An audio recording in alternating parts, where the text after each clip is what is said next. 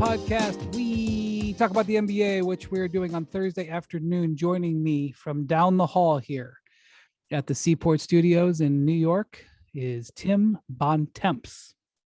Hello, guys. By the way, shout out to my guy, Ryan Gensler, new coach at University of Akron, women's hoops.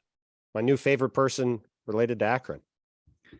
Yeah, you'll finally come to Akron for a change. It's you true. have a reason to come to Akron. I do have a reason to go to Akron now, for sure. Good luck to Ryan and the Lady Zips. Joining us from Dallas, Texas, home of the red hot Dallas Mavericks, is Ben MacMahon. Howdy, partners. Had to relocate from my normal office setup because the IT department's got some stuff going on with their real job. So we're making do back in the old digs here. Unfortunately, the IT department couldn't keep MacMahon's audio from not working, as it wasn't for a while. We thought we might not have him today for a minute. It was almost an unfortunate situation on straw poll day. You missed a The IT department really works overtime. I have to just say, there's a lot on the IT department's plate to handle for MacMahon. So the Bontemps poll 3.0, as we're calling it at ESPN, came out today, Thursday. Bontemps, I'm sure some of our listeners have seen the results, but why don't you go over it for those who haven't? I mean, I think we can skip past the 4th to 15th spots and just focus on the top, which is what people really care about. Yeah. Let me just say this about 4th. Jason Tatum, the only thing I can guarantee you about the MVP race is that Jason Tatum is going to finish 4th. Right. He had 90 votes at 4th? And 90 he had 90 of the 100 4th place votes, and seems like there's a Grand Canyon sized chasm between the top 3 guys and him, and there's another Grand Canyon sized chasm between Tatum and everybody else. So that's the bottom of the poll. So Giannis came in 3rd at 18 first place votes, 602 or 612 total points. And then obviously the headliner of the poll is Nikola Jokic, finished 2nd with 42 first place votes, 39 second place votes, and 19 third place votes, 788 total points. And Joel Embiid in first place with 40 first place votes. For those who can't do math, like maybe my guy in Texas, that's 2 less than Nikola Jokic. 45 second place votes, 15 third place votes, and 790 total points. So the difference between Nikola Jokic and Joel Embiid with 11 days to go in a regular season is the difference between a second place vote and a third place vote. And it's smaller than the difference between a first place vote and a second place vote. So we essentially have a statistical tie with 11 days to go. How many points is it? Dose.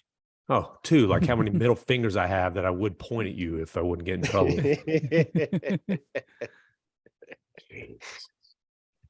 You've been a little profane lately. Man, I'm just especially trying to wind my guy up today because A, I had to work overtime last night because he wasn't at the game, and B, I wish you all could see MacMahon when he has to deal with these tech issues. Dude, it's just I'm just not equipped. It's like Yosemite Sam. It just the face gets that red, and it's great. It's great entertainment for us.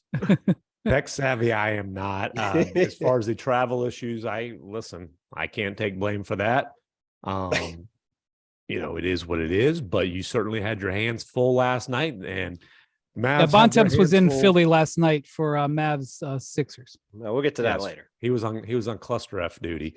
But the getting back to the old BS poll, I hate to break the Joker, but the gap's a little bit bigger than the poll even states, because you try to get as many real voters as possible, but you still ask me for my damn votes every time. I don't have an actual vote, and I did stick with Joker number 1 on my ballot.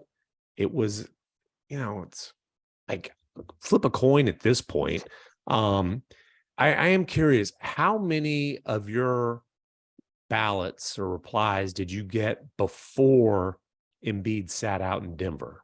0. So, that's interesting. To walk this through, a couple things on this before we go to my guy Wendy. So I was gonna do the poll after the game on Monday. The whole point of going to Denver was to be at the Nuggets Bucks game on Saturday, to be at the MVP showdown on Monday, start doing the poll the second the game was done, do it, have it come out today. That was the plan. No wonder I Obviously, couldn't go to when- Philly. Bontemps is taking wasted trips to Denver to go watch Embiid sit down on the end of the Kind of bench. reminded me when I went to Phoenix to watch Kevin Durant sprain his That's ankle. right. In That's the right. pregame. In the pregame warm-up, it was a very similar deal.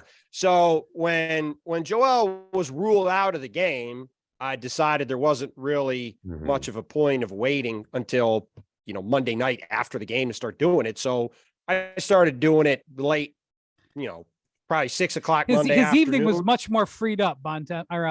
Yes, absolutely. It was a little quieter watching Paul Reed and Dwayne Dedman go back and forth with Joker instead of the big fella. So I started probably 6 p.m. Eastern time Monday, well after everybody knew what was going on in the game. Probably 24 hours later, the vote was done late Tuesday night.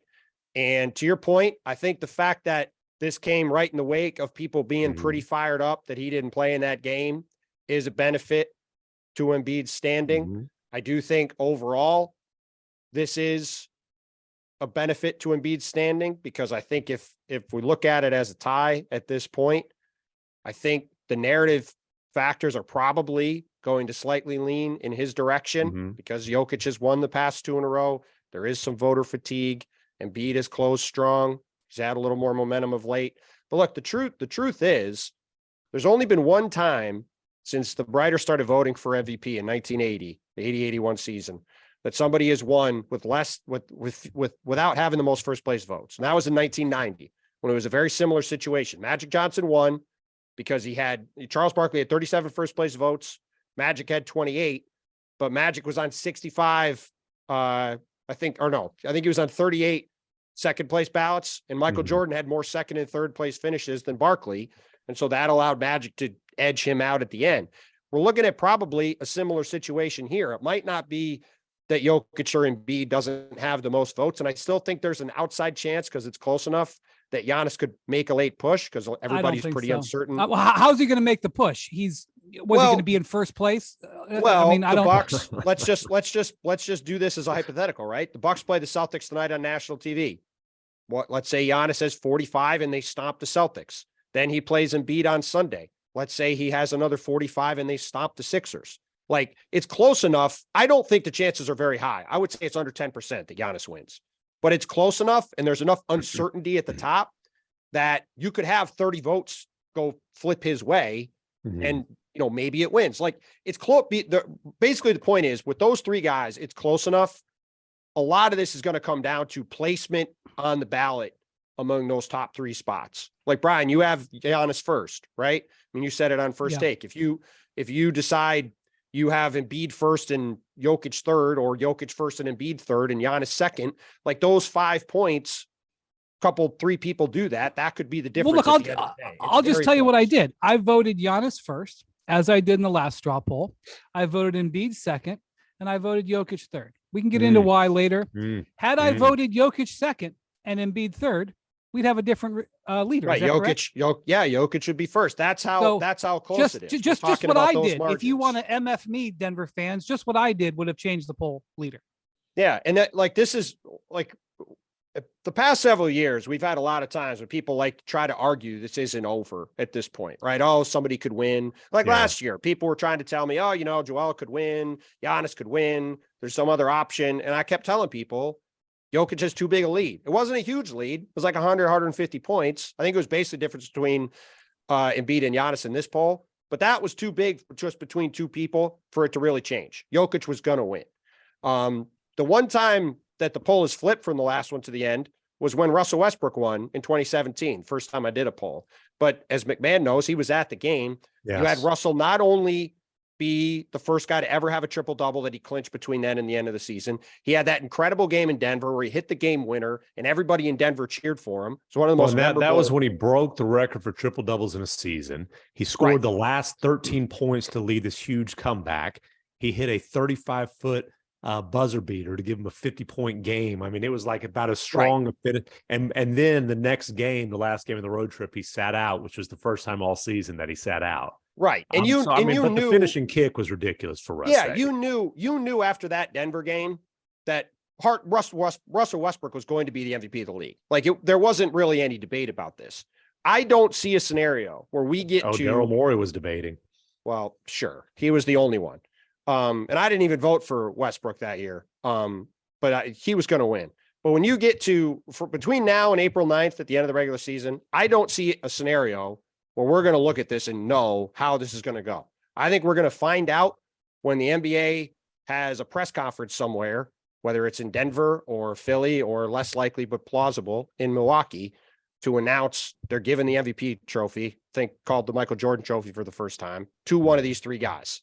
And that's not something that's happened since Shaq and Steve Nash back in 2005, which was separated by 34 points. This is truly going to be a photo finish down to the end.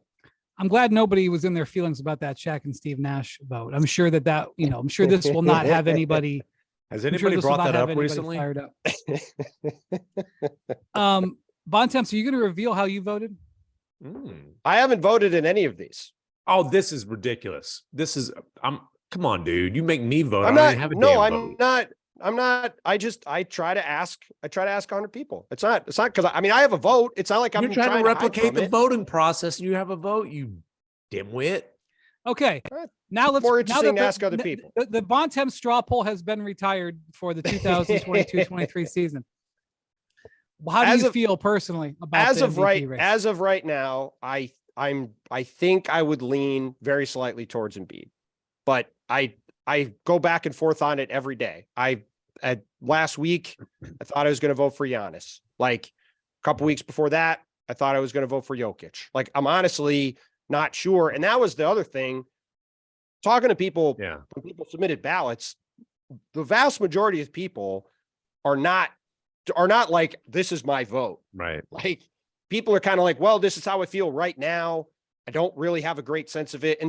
And to be clear, I asked people to basically just give me off the top of their head, what is your gut feeling on it right now? It's not like I want you to spend 10 hours researching it and think about it. It's like, all right, right now, we're at this point in the season. What's your gut feeling on how this is going to go? And I think for most of these voters, if not all of them, I was just talking to Mike Greenberg here before we started, and he's got a vote, and he was like, tell me who I should vote for. I have no idea what to do. And I think that sums up how everybody feels, because as we've talked about throughout the year, all three of these guys have incredible cases, and there's not a negative case to be made against any of them. So ultimately, you're trying to decide on these incredibly thin margins, and somebody's going to finish first and somebody's going to finish third, and there's really not a difference between them. So it's going to be a pretty agonizing decision. Well, the difference is two of them have won two. Yes, I was going to say. One of them's 1-0. That's one factor. It is kind of Embiid's turn. It is. Like, if it's close. I hate to put it that way. But it's not like you're saying, hey, you got to distribute these things evenly. But like, if you're like, man, I don't know which one of these guys to pick, then I would say the tie goes to the dude who has been in the mix for the last few years and hasn't yet won one. And it's funny, obviously Embiid is the one who's campaigning the hardest, even though he's pretending like he's not campaigning. Right. And last night he gave a little campaign speech after dismissing the Mavs and having a nice little chat with fifth place finisher Luka Doncic with big smiles at midcourt as the buzzer was sounding. But one of those things that he said there was, if one game is going to hurt anybody's chances, then I guess everybody should be out of it. Basically saying, hey, if you're going to hold against me for sitting out in Denver, then bleep you. What this tells me is people didn't hold that against him. And by the way, I think that is fair. If you had him, that's one way to look at it. Well, I'm going to say, if you had Embiid number one on your ballot before he sat out in Denver, the fact that he sat out that game, whether it's, density of schedule, load management, his calf was bothering, whatever, that shouldn't change your mind. If you had him number one, right? Obviously, what it was a chance for him, if people were on the fence, or maybe people had him as a close second, if he goes out and has another 47 point, 18 rebound, whatever his numbers were, he could have certainly. It was a chance for him to end. Yes, it was a chance for him to end the race. That's what I would say. If he went out and had a dominant game, it could have ended the race. Right. But he didn't have it. But he didn't do that. Jokic could have dominated too. He could have. I'm not saying Jokic couldn't have, but I think Embiid had the ability. It was the end of a long road trip. They're on the road in Denver. It's a very hard place to play. If Embiid had gone in there and played like he did in the first game or something close, and Philly won the game, I think that would have ended the race. Because I think that would have given whether it's fair or not, it would have given people something to point to and say that was an MVP level performance. He did it in Philly a couple months ago. I'm going to vote for this guy. And maybe it would have been the other way for Jokic. I would say him not playing in it, it removed that possibility from the equation either way. And so because of that, we're sitting here in a situation where they're both tied. But I agree with you, MacMahon. My thought in the wake of him not playing, doing the poll, I was very curious to see what the reaction to that would be and if it would push things away from him. And the fact that it's a tie after that, right in the wake of that happening, I think it's in the long run got a chance to be a positive thing for him. Well, let's talk about the ability for them to improve their cases. The Bucks, I said, are in first place. Now they play a game tonight. When this pod comes out, you will know what happened with the game against the Celtics. They played the Celtics at home tonight. It's the second night of a back-to-back for the Bucks. I'm not 100% sure who's going to play. I'm pretty. I have not looked today. I'll check right now. I would make a pretty good bet that they're all going to play. They all played in Denver on the second night of a back-to-back. They blew out the Pacers last night, and if they win that game tonight against Boston, which obviously, again, listeners will know what happened, they're going to be the one seed likely anyway. But if they lose this game, they're only up 2, and Boston would have the tiebreaker. If they win this one, it's officially over. So I think they're going to be trying to play this one to win. The Bucks have primed the pump. They didn't play Joe Ingles or Chris Middleton in Indy on Wednesday. They set them up to play tonight against the Celtics and slam the door. Okay, so let me just say that's obviously a game that could affect Giannis's case. Although I think it's hard for Giannis to improve. They are in first place. Yeah. Philly is 2 games back of Boston. If Milwaukee wins tonight, which I would say is the favorite thing to happen, it rest advantage Celtics, but Celtics are coming off a bad loss in Washington. And Milwaukee's just better. Milwaukee's a better team.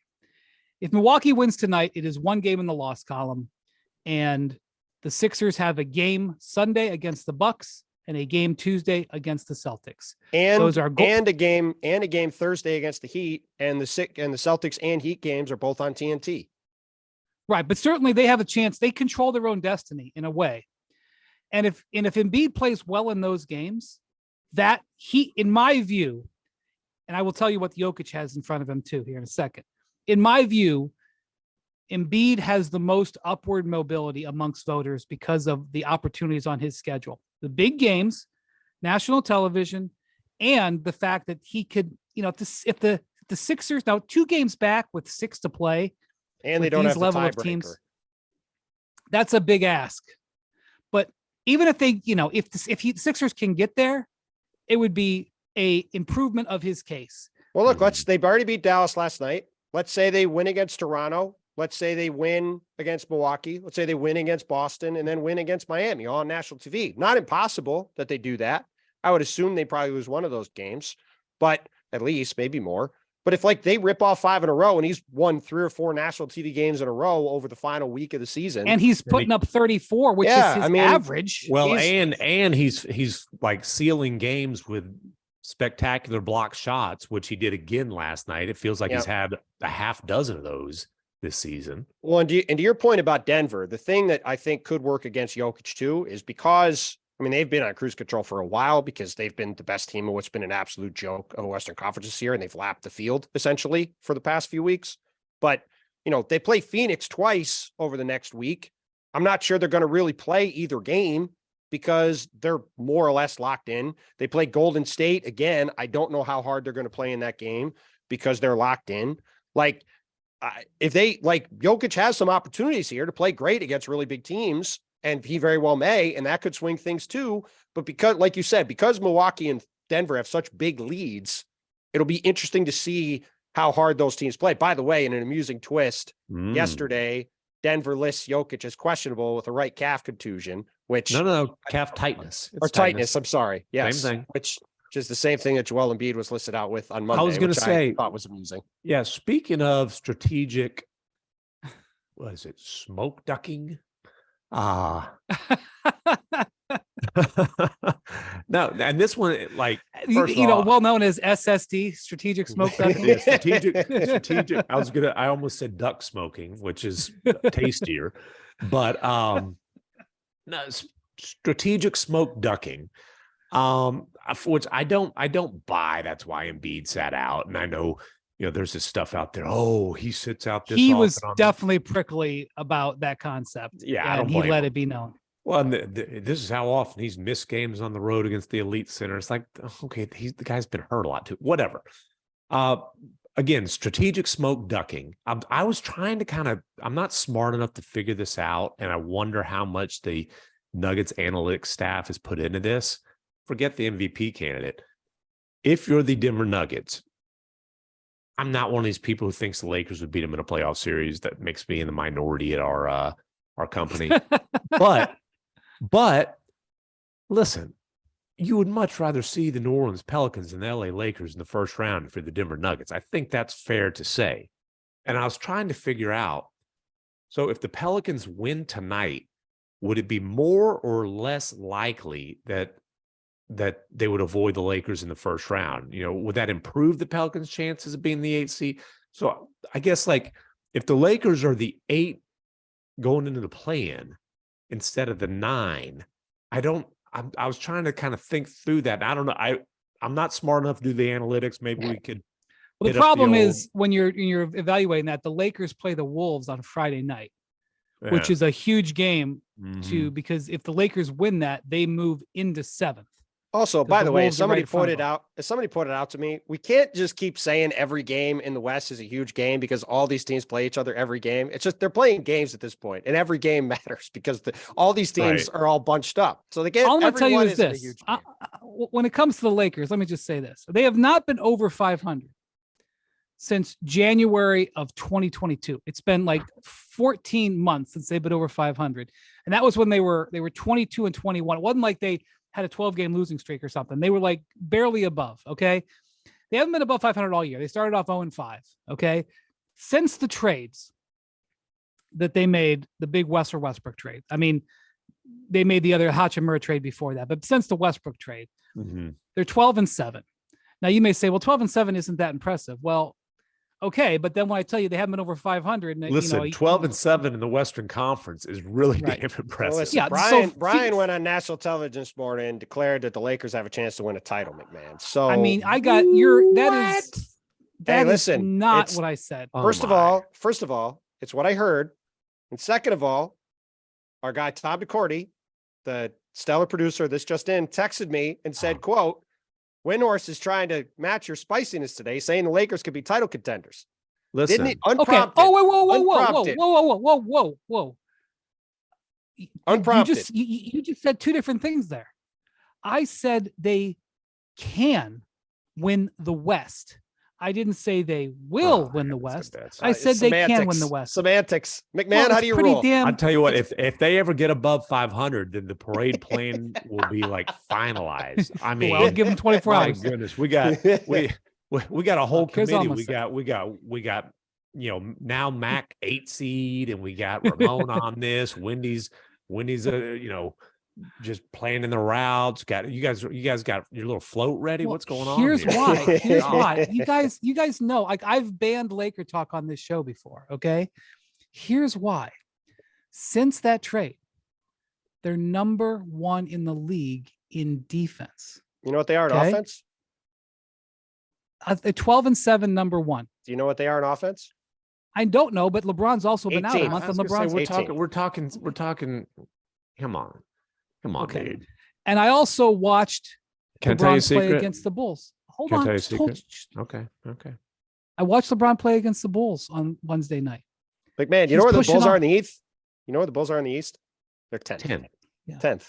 By the way, the Bulls might get a little favor from the Mavericks. By the time the Bulls come to town next Friday, the Mavericks might be out. They might be trying to tank to keep their pick. By the way, can I just say something about the Mavericks? You can say a lot about them. I was going to say, there's probably a lot to talk about the Mavericks. They have 3 nights off in Miami before their next game. That's all I'm going to say. Okay, well, Hey, the Mavericks have had some good times in Miami. 2011 at Club Live, they had the they had the championship celebration. few years ago, they had Luka Doncic's birthday party at that same spot, and they could have the 2022-2023 season wake at that same spot. I guess it won't stay over. They do have a back-to-back heading to Atlanta, but maybe they'll just. Oh, they're not going to get a fourth night. They'll just Yeah. they'll go to Atlanta. Okay, good. That's not a place for either. All right. All I'm gonna say about the Lakers is this: they have the number one defense for the last almost 2 months. They have LeBron coming back, and if you watch him against the Bulls, and I know the Bulls aren't good, but I'm watching him push off that right foot. It could go at any moment. Okay. I understand that. He understands that. He's openly pretty much saying he could probably he could have to have surgery after the season. But it looked okay to me. He looks like LeBron in terms of athleticism, explosiveness, and all that stuff. Okay. And we're talking about a Western Conference look, Denver is really good. And they're awesome at home, and they're going to have home court through all three rounds. Clearly don't think they're all that great. If we're talking about a team that's who ninth else place can win the West. You know who else is awesome at home? The Grizzlies, and they fine in the West. Yeah, they're fine. Except when they lost to the Clippers without Kawhi and Paul George. Oh my heavens, dude! They didn't play Desmond Bane, Jaren Jackson Jr., Tyus Jones. Let's not act like the Grizzlies. I shouldn't say that. Let's not act like the Grizzlies were going full strength in that game. They play again on Friday night, so we'll see. I did enjoy Ja after the game acting like people were being ridiculous, bringing up the fact that he said that they're fine in the West last night. It's like one quote that they've brought up over and over and over again. It's like pretty explosive quote. You were pointedly asked about who you're worried about. You said one team, which is in the East, and then you said, I'm fine in the West when Malika fouled. Yeah, but then he was also given a chance like that day or the next day to walk it back. He's been given 150 chances. That's my point. That's why I'm laughing. He was like, "Oh, it's just people are just bringing this quote up over and over again." It's like, gee, I don't know. Why are you bringing up? You declared you're going to win. He's got to keep going up the chimney. You can't be selective with the direction in your chimney travels there. Look, I can't ignore a team that is getting great basketball from Anthony Davis, playing very good team defense. Can't ignore a ninth place team, MacMahon. Can't ignore them. That's what I'm. First off, they're in eighth. Tell you, eighth. I'm sorry, eighth. Can't ignore them. Can't ignore them. The two teams. Let's start talking about the Atlanta Hawks. Let's talk about home records in the NBA are the two teams that the Lakers might see in the first round. That's all I'm going to say. Listen, I'll tell you what, though. Wait a minute. I've covered the league for 20 years. Grizzlies, Bontemps, Lakers. How long you covered the league for? 10 years? This is my 11th or 12th season, something like that. MacMahon, how many years you covered the NBA for? I've had one awards ballot season. How many years you covered the NBA for? It's been a long time. Over a decade. Have you ever seen a team that was in eighth place that had more upward mobility this year than the Lakers? I've never seen a team that's been in eighth place has gotten more TV time. I'll say that wasn't the question. That's certainly true. That wasn't the question. And I'm telling you, despite that, I mean, some of the years when the West actually had lots of good teams and the eighth place team had won like 52 games, I would say yes. No, there was no eighth team that had Anthony Davis and LeBron James. The fact that they do have LeBron and AD, that gives them. It gives us reasons to talk about them every pod, that's for sure. But, sir, can I ask you a question? Do you believe D'Angelo Russell can be the starting point guard on a finals team? That's a very good point. I'm just asking. Just be honest. No, it's a great look, dudes. I also remember when Rui Hachimura was laid out to be like the greatest thing since sliced bread, and he's not. You guys can shoot 100 holes in it, and I won't disagree with any of it. But you can also have to acknowledge that they are dangerous. I know we're grasping at straws to give us reasons to talk about the Lakers. I mean, you're yelling about how they played against Chicago Bulls. And I'm saying I don't believe in that. I think that they should be talked about. I definitely think they're good enough to lose in 6 games to a much better team in the first round. Yes, I do. Okay, fine. I mean, that's like, I'm not debating that could happen, but I also think we are among the first to announce Laker ridiculousness and ban them. And so I also think it's fair, just like I think it's fair to say Russell Westbrook had a great game, regardless of who was playing He for did. the Grizzlies. By the Russell way, Westbrook had a great game and an important win for Also- the Clippers. speaking Also, of that, can no, I just want to say this because it's a great stat. So Robert Covington and Russell Westbrook combined to go 12 for 12 from 3 last night. You want to know what the percentage chance of that was happening? I had Stats Williams run the math for me. I'm going to say One like, in 250,000. holy Makanuka. Okay, like a- but Not but- knocking Russ. He had a great game. It just is a funny Okay. stat. That's all right. Absolutely fair. But that isn't that the point of the Clippers is that Did they you- have did- so much depth that they can have something like that happen. Well, did you see what because of their Ja depth? said when somebody asked him if he thought the Clippers could shoot that well again Friday night? He said, "I plead the fifth." That's a direct quote. That's what he said. As far as Russ goes, like none of us liked the Clippers picking him up. We all questioned it. We all said, Yeah. "Hey, if they start him, it's a mistake." Blah blah blah. I said it. We all did. Like you weren't alone on that one. Like we all said that. The fact that Paul George is hurt now and they don't know when he's coming back, like having Russ on the roster might be a season saver for them. Well, and by Because the they way, absolutely need him generating offense now. yeah, in all seriousness, like this is going to be seen as a dig, but I really genuinely don't think it is. You look at this team they had out there last night. That's the kind of team Russell Westbrook can be Yeah, effective on. 100%. One, he's out there. They started Eric Gordon, Terrence Mann, Ivica Zubac, Nikola Batum, and Russell Westbrook. That's a team where Westbrook is going to have the ball in his hands all the time, and you got a decent amount of shooting around him, right? His year with the Wizards, he put up great numbers. And Yeah. they won however many games, 30, whatever. But yeah, I agree. They made the Like playoffs. They've if he's on a team, he's still a guy who can raise the floor of a team and can win a game like that one last night. Now, again, they had some pretty hot shooting. We'll see. Memphis didn't play people. We'll see what it looks like in the playoffs. But again, that is the kind of game, like to MacMahon's point, the Clippers right now, they still need to win more games. They got to lock in one of these top 6 seeds, especially with Paul George out. It's pretty important for them to not be in the play-in. If they're 6th and they get an extra week, maybe Paul George can be back at the start of the first round. I instead think of it's having to win a important for game or them- 2 without him. I think it's important for them to lock in the 6th seed specifically. They don't want to be the 5 seed. And we're going to see, and the Clippers I was going to say they're the kings of it. They're trying to play the Kings. But the Clippers have, we might get can they sign Daniel Oturo? Where's he? Because they might need to feed him about 30 You're post-ups referencing the again. game a couple years ago in the Daniel tankathon Oturo in versus Oklahoma Point City. Poku, 2 teams that were totally tanking for completely different reasons. The Clippers lost, but they won, and they got the matchup they wanted against the Mavericks. But yeah, hey, the Clippers absolutely, I think they'll probably try to finagle the matchups to get to 6 again, because all due respect to the Kings, and by the way, we gotta do some beam lighting here. We got to celebrate the Kings. Oh, the I fact that got they a trivia snapped that- question on the Kings. Okay, Just we'll wait. get I was to waiting that. to get it in. But all due let's do it right respect, now. there's no doubt. I'm sorry, Kevin Durant and the Suns, or the Kings snapping a 16-year playoff drought. Come on, man, it's not close which one you'd rather face in the first And round. also the Kings are a bottom 5 or 6 defense. I mean, which Yes. is what you want to see. All right, go ahead. Bontemps trivia. More Hoop Collective podcast after this.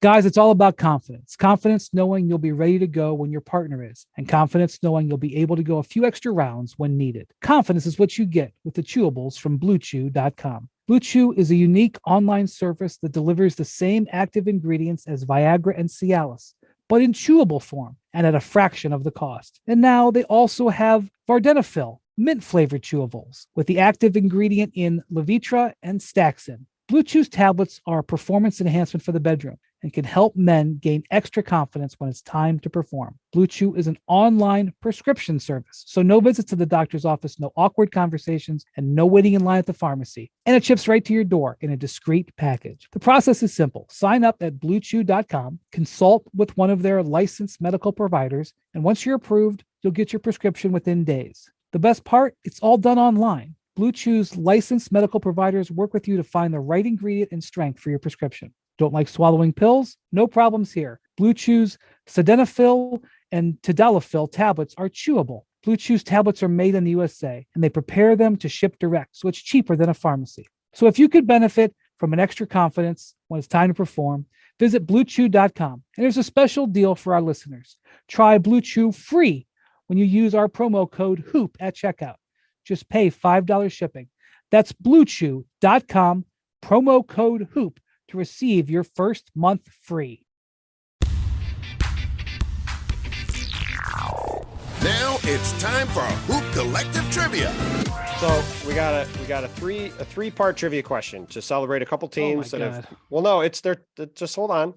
Celebrate a couple teams that have broken some streaks and made the playoffs. So start with the Kings. Last time they made the playoffs, 2006.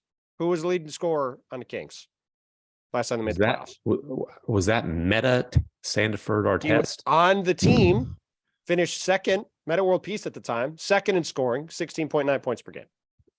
He was second. Kevin Martin. Was Kevin Martin on that team? Kevin Martin was on the team, seventh in scoring. Seventh? Seventh. Okay. That was pretty. It's too young. Who's their leading scorer? Gerald Wallace. Gerald Wallace not on the team. He was already in. It wasn't Brad Miller who Charlotte. didn't lead him in scoring. Brad did he? Miller He was was- fourth on the team in scoring. I thought this would be a fairly easy answer. Golly. And I Mike actually Bibby. Mike Bibby was the answer. Mike Scored Bibby? Wow, 21. that Scored surprises 21 a game. Now, Okay. second part of the question. The Cavs have clinched a playoff spot without LeBron for the first time in 25 years. Wendy, you better get 1998. this one. Who was the leading scorer on the 98 Cavs? Sean Kemp. That was a layup for me. That's a layup. I thought And this that's was going to all- be. that's the- all If he all could of do at them the were this time. easy, if all of them were about 1990s Well, Cavs stuff, I this would was do the well. fun part. Sean This Kemp, was all he could do was lay it up. Then he couldn't dunk anymore. This was the fun part of the trivia question that I did not think you'd get. I thought you'd get Mike Bibby easily. There's one player that was on both the 2006 Kings and the I know it. 1998 Cavs. Oh, Well, I thought Brian This is would going to know be it. my greatest moment in Hoop I mean, Collective trivia it's history. sort of a layup for Brian, but I'm glad you got it. I'll give McMahon a chance first, but he's not going to get it. I have no Who is it, Brian? no earthly idea. Vitaly Potapico. That is correct. Wow.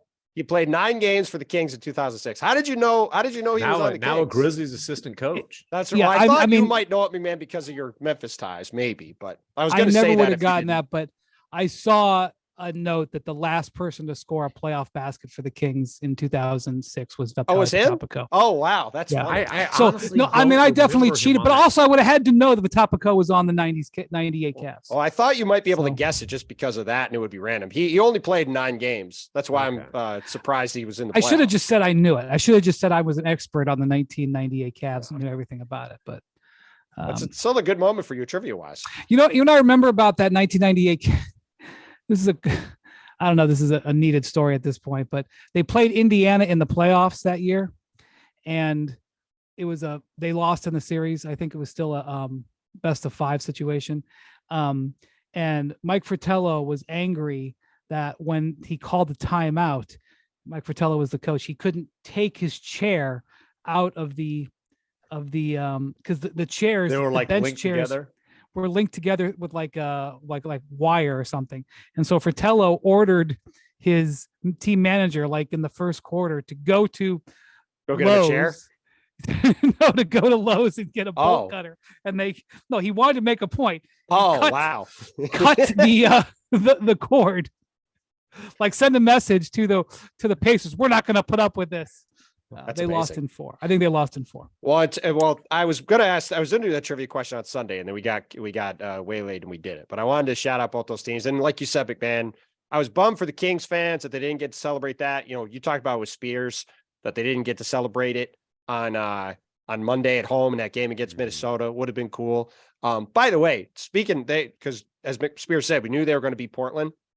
Another incredible Stats Williams stat.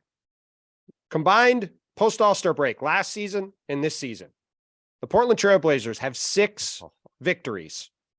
You want to know how many times they've lost by 30 or more points after losing by 40 to the Kings? What's gotta their guess? overall record? What's their overall record? Do I you know haven't that? I haven't checked the overall record.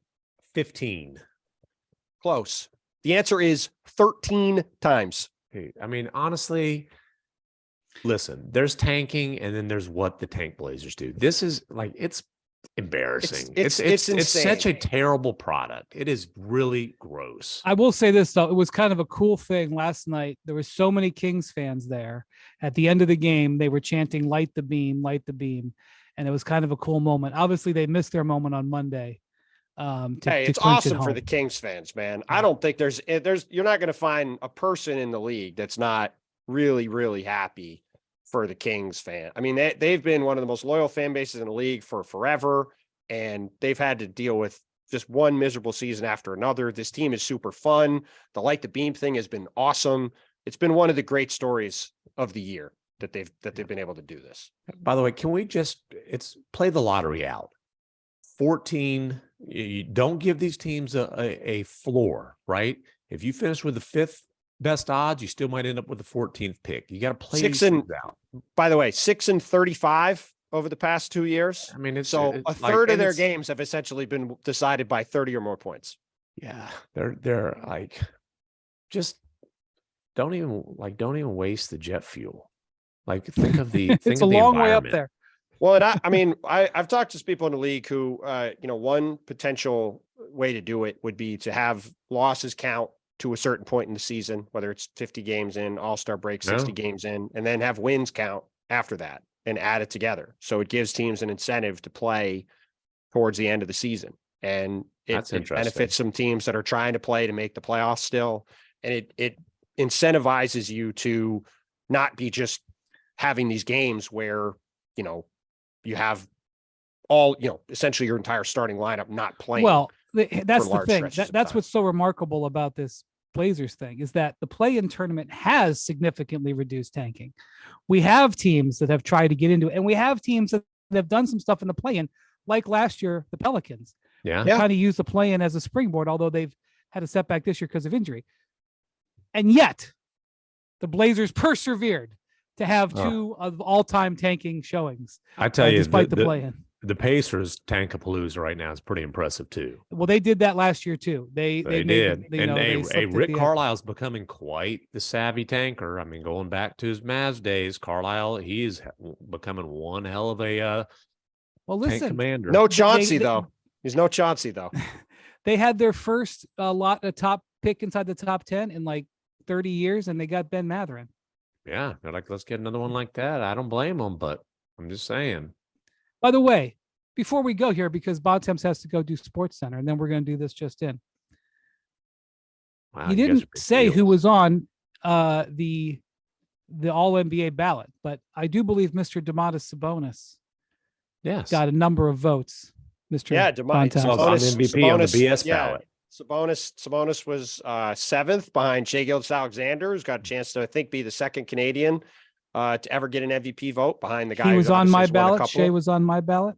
Shai will certainly get votes. And I mean, Sabonis would be the first King to get a vote since Peja in 2004, I think, Peja Stojakovic. And I mean, look, the 5th place was a mess because you had guys like Luka and Shai who were on teams that are a little under 500. I would have Shai on there because of how much he's elevated that group as opposed to the mess that the Mavs are. By the way, we should talk about the Mavs. The thing is that De'Aaron Fox has been such a incredible clutch player, but it was Sabonis who got.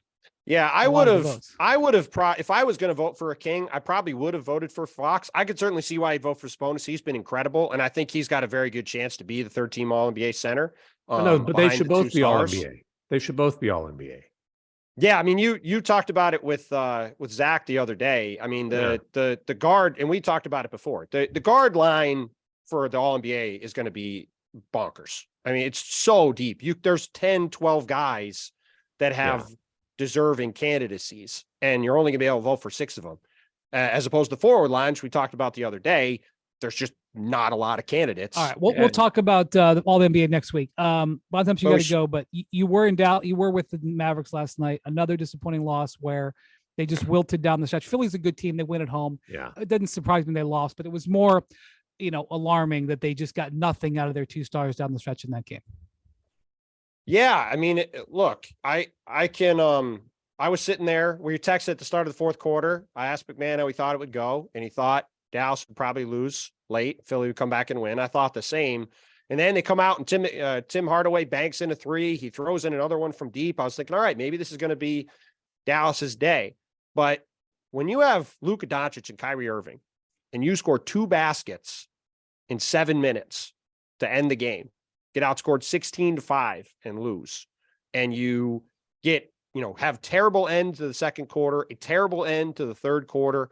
You had a fairly rough end of the first quarter, except that George Niang plowed into Josh Green and gave him a 4-point play at the buzzer. Kyrie, I thought summed things up fairly well, frankly, when he said we just weren't poised enough down the stretch of the game.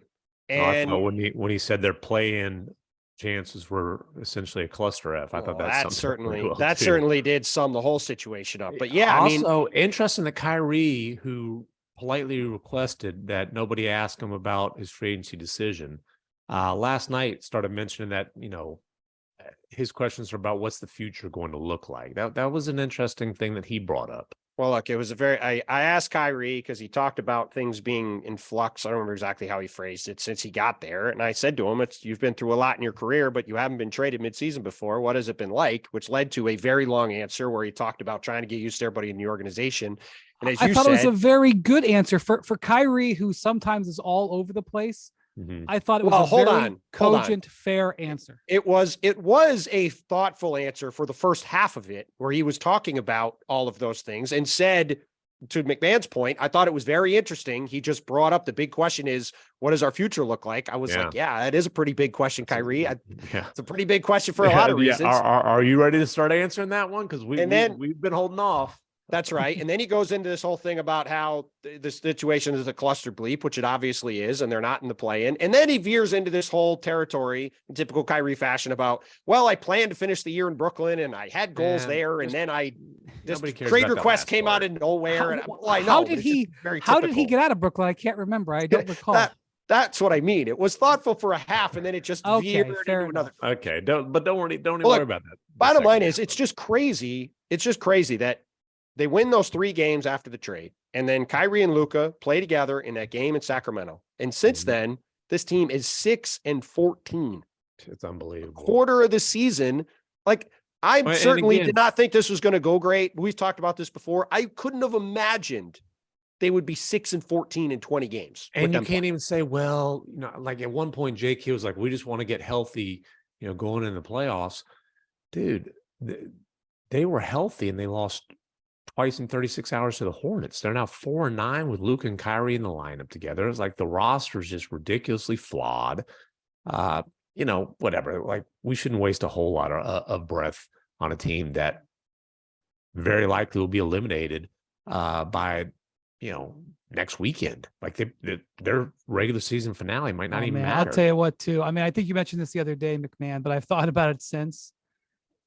If they finish 11th, they missed they finished in the last spot, and then there's no luck in the lottery, which, look, I mean, that would be amazing if they fell backwards into a top 4 pick, but the chances are low.